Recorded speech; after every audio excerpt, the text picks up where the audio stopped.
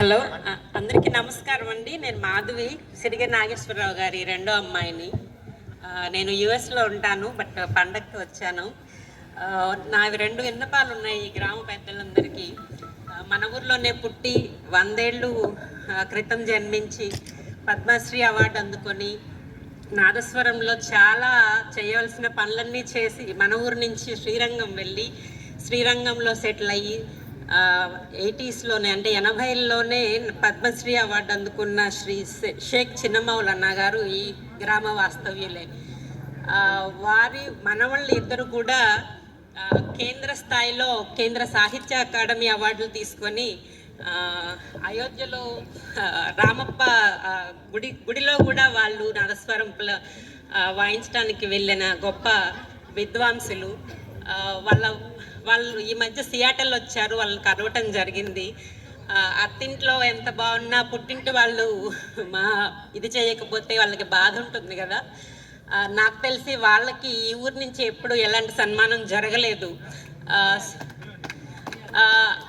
వాళ్ళు హిందువులు కాదు, ముస్లింలు అయి ఉండి కర్ణాటక సంగీతంలో పద్మశ్రీ అందుకోవటం అంటే అది చాలా చిన్న విషయం కాదు, చాలా పెద్ద విషయం. సో ఈ గ్రామ పెద్దలందరికీ, ఈ 4 గుళ్ళల్లో ఉన్న ఆలయ ధర్మకర్తలకి మీ అందరికీ విన్నపం ఏమిటి అంటే, లాస్ట్ ఇయరే వాళ్ళకి 100వ సంవత్సరం జరిగింది. 100 సంవత్సరాల క్రితం ఆయన జన్మించారు.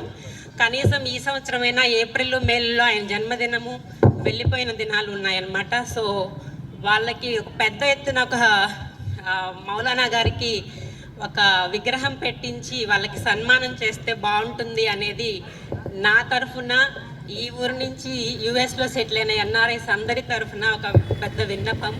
సో దీన్ని అందరూ ఆలకించండి.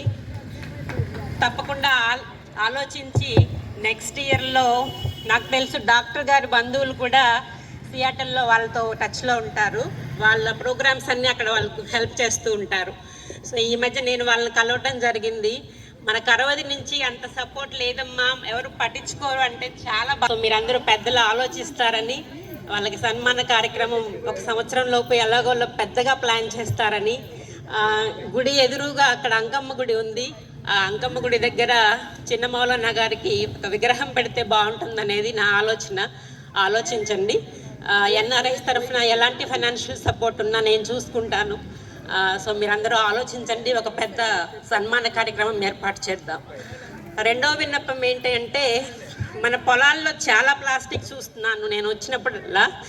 సో నేను ఇక్కడ వైశ్యస్ అందరితో మాట్లాడి ఒక 3 నెలలు కార్యాచరణ అంతా రూపొందించి ప్లాస్టిక్ని ఎలా నిర్మూలించాలి అనేది ఒక పథకం ప్రకారం ప్లాన్ చేశాను. కానీ సహకారం సరిగా అందలేదు నాకు.